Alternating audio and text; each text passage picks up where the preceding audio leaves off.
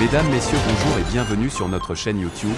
Ici nous vous donnons la clé, alors si vous êtes nouveau, abonnez-vous et cliquez sur la cloche de notification pour ne plus rien manquer. Cela fait, on peut commencer. Le Mali suspend toutes les nouvelles rotations des casques bleus de l'ONU. Bamako a déclaré qu'il suspendrait les rotations de forces de maintien de la paix de l'ONU pour des raisons de sécurité nationale, alors que les relations entre le Mali et les Nations Unies se détériorent. Le ministre malien des Affaires étrangères a demandé à la mission des Nations Unies au Mali de suspendre tous les vols prévus pour la rotation des casques bleus, quelques jours après que le pays d'Afrique de l'Ouest a arrêté 49 soldats ivoiriens qui, selon lui, étaient arrivés dans le pays sans autorisation. Pour des raisons liées au contexte de sécurité nationale, le gouvernement du Mali a décidé de suspendre, à compter d'aujourd'hui, toutes les rotations des unités militaires et de police. Le département d'État a déclaré jeudi dans une lettre à la mission des Nations Unies, vue par l'Associated Press.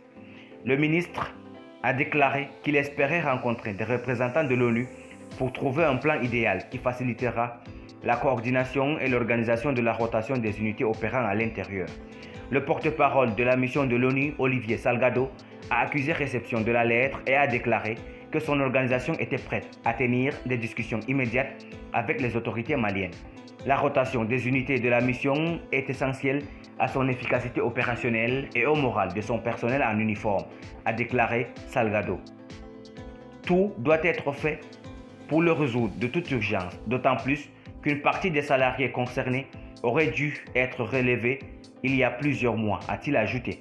Le gouvernement militaire au pouvoir au Mali, qui a pris le pouvoir lors du coup d'État d'août 2020, a fait appel à plusieurs reprises à plusieurs de ses partenaires traditionnels à la suite des sanctions contre Bamako, de la condamnation du report des élections, de la coopération croissante du Mali avec le groupe de mercenaires russes Wagner.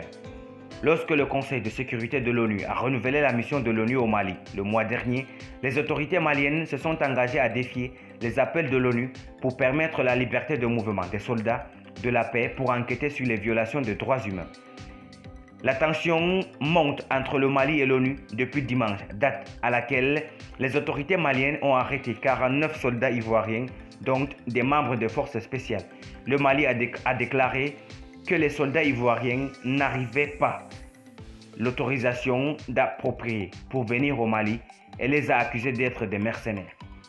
La Côte d'Ivoire a appelé à la libération immédiate de 2 soldats, affirmant que tous les contacts convenus pour leur arrivée dans le pays avaient été pris dans le cadre de la mission onusienne.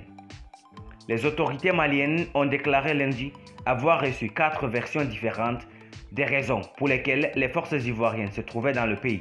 La Côte d'Ivoire a déclaré que les troupes avaient été envoyées au Mali pour jouer un rôle de soutien à la mission de maintien de la paix de l'ONU et devaient être libérées sans délai. Les responsables financiers ont déclaré que leur dossier avait été renvoyé aux enquêteurs judiciaires.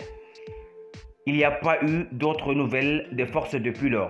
Cependant, dans une démarche qui pourrait être de désamorcer la confrontation, le gouvernement a indiqué jeudi des pourparlers avec la mission de l'ONU sur les procédures de rotation des troupes.